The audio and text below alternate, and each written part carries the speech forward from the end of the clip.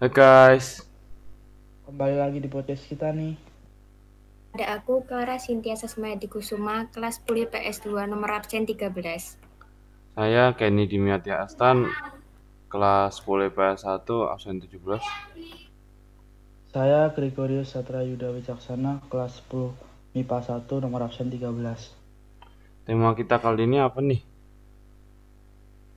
Jadi tema kita kali ini tentang perkembangan teknologi. Teknologi di zaman sekarang udah berkembang ya.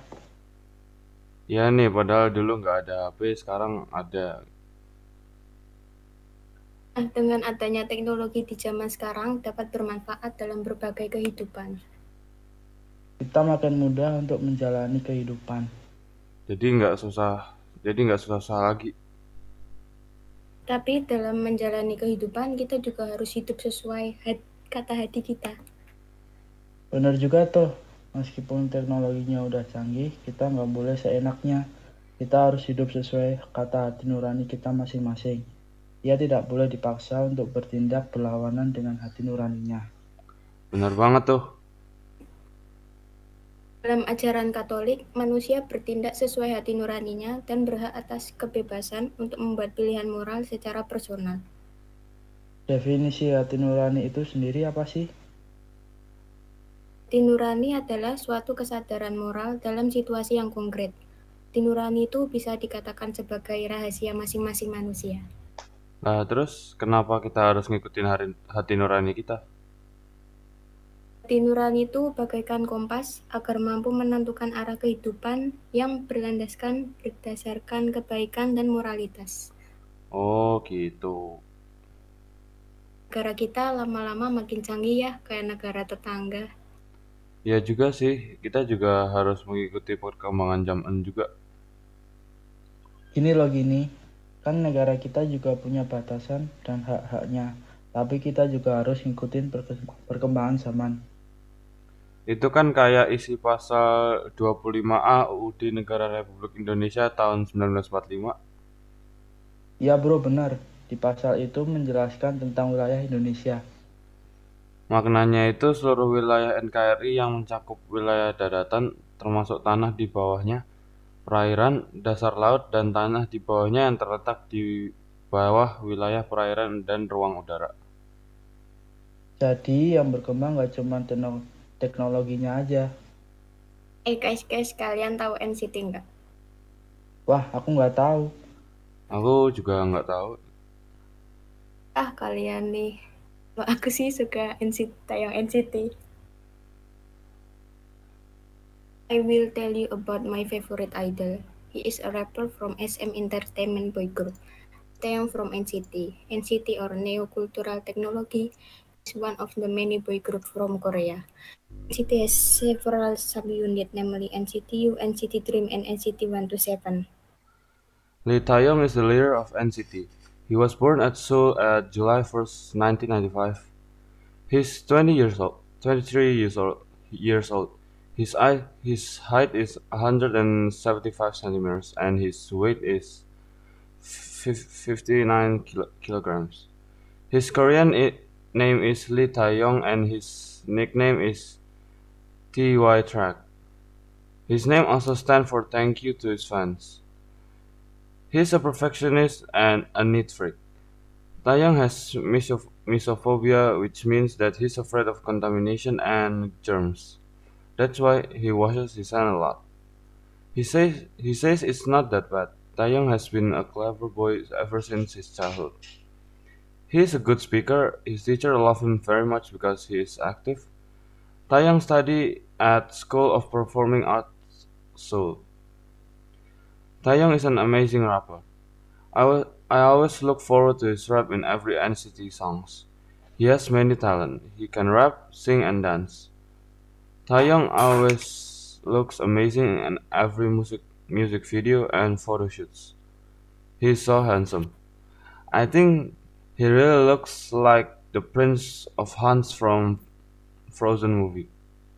On stage, he looks arrogant, cold, and charismatic, but in reality, he is very shy and difficult to express his feeling. Taeyong has a good personality that can make everyone love him. Mana nih menurut kalian? Bagus sih, Taeyong ternyata punya kepribadian yang baik ya.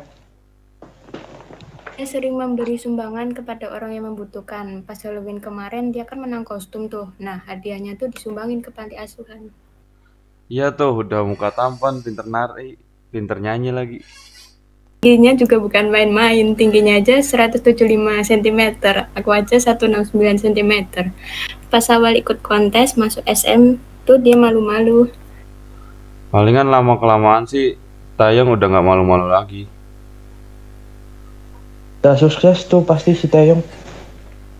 Bener banget tuh, hartanya aja banyak banget. Itu pasti hasil kerja kerasnya selama ini juga. Kalian pada tahu nggak sih permainan baseball? Oh, itu tahu. Ternyata tuh gerakannya melempar dan memukul bola dalam baseball termasuk penerapan persamaan kuadrat loh. Oh iya? Aku baca di artikel tuh dalam permainan baseball, tanda pertandingan dimulai adalah saat pitcher melempar bola ke arah batter dan catcher. Gerakan melempar bola tersebut jika diperhatikan dengan saksama membentuk parabola atau kurva. Begitupun dengan gerakan bola jika berhasil dipukul oleh batter yang melambung jauh sampai menyentuh tanah. Arah bola dalam keseluruhan permainan baseball merupakan penerapan dari persamaan kuadrat. Grego, motormu kemarin gimana nih?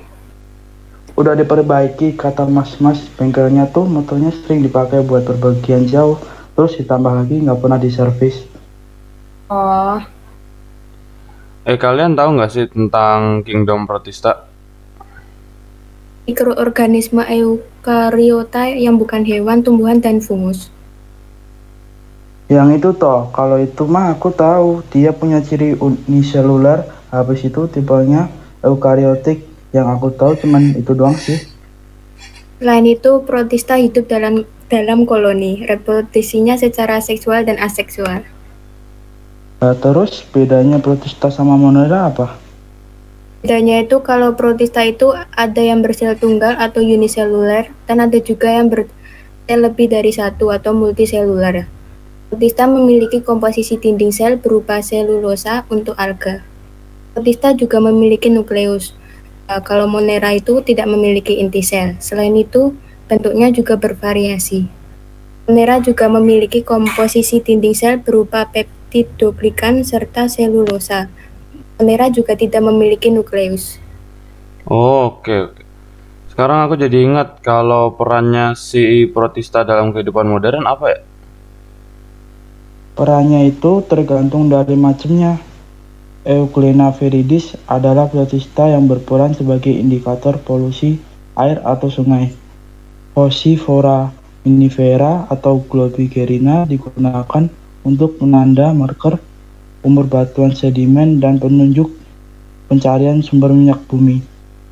Radioraria atau Colosphaera dan Acanthometron, endapan cangkang, lumpur radioralia digunakan sebagai bahan penggosok dan sebagai indikator sumber minyak bumi. Ulva digunakan sebagai sayuran.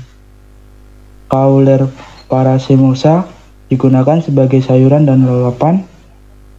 Florera digunakan sebagai PST atau protein sel tunggal yang diproduksi menjadi makanan suplemen dan kosmetik. Laminaria digitalis sebagai penghasil iodin untuk obat penyakit gondok. Helidium robustum dan Euceuma spinosum digunakan sebagai bahan agar-agar. Palmaria palmata atau dulce, Porphyra, Chondrus ripus, dan Mastocarpus stellatus diolah menjadi sop, salad, pizza, dan nori. Turbanira australis, Sargassum, Silquosum, dan Fucus vesiolusus digunakan untuk membuat salep dan es krim. Navicula digunakan untuk bahan isolasi, bahan penggosok, bahan penyekat, dinamit, dan digunakan untuk campuran semen. Oh gitu, paham. Kalian pada nggak penasaran apa sama usaha kaos yang motifnya wayang di daerahku. Oh iya, aku lupa kalau di daerahmu buka usaha yang kemarin itu kan. Emang gimana perkembangan usaha di daerahmu? Kadang laku, kadang enggak. Mungkin caramu promosiin kurang kali. Aku udah jualin lewat online juga kok. Kamu buka lapak online aja, habis itu kamu sama warga di daerahmu tuh juga bantuin, kenalin ke keluarganya atau siapa gitu. Ya itu pasti laku dah kayaknya. Oke, aku coba dulu.